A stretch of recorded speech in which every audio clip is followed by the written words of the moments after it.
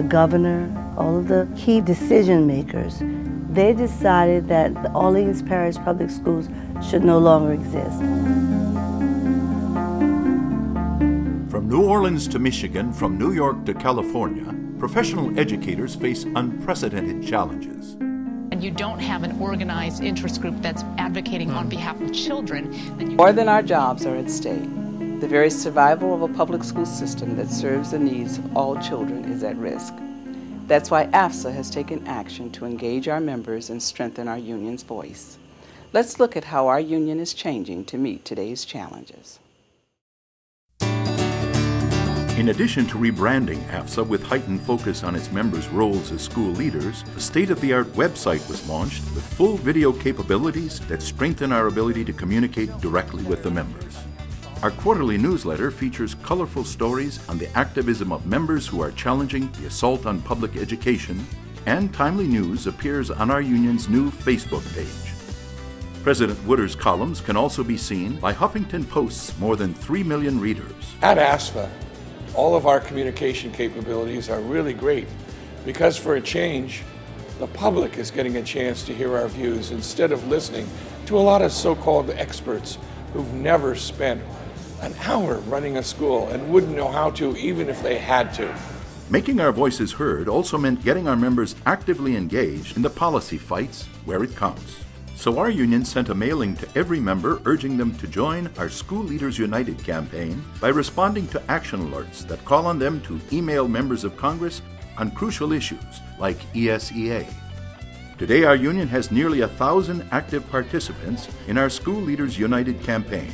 Activism that can make a difference. Believe me, when elected officials get a couple hundred emails on an issue, letting them know in no uncertain terms how we feel, it gets their attention. And Congress isn't the only place in Washington where our voice is getting stronger.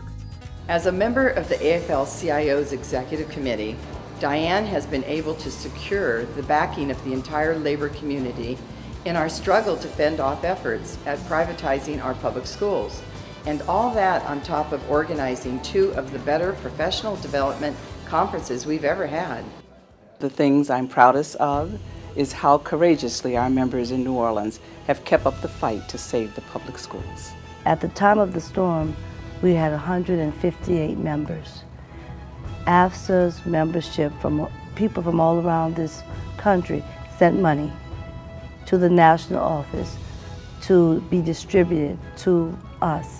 AFSA and our local council in New Orleans were instrumental in bringing a litigation to challenge those layoffs and to insist that the workforce in the school system, the administrators, the teachers, and other staff had rights to recall and rights to be placed in those charter schools and in those state-run recovery district schools as they're referred.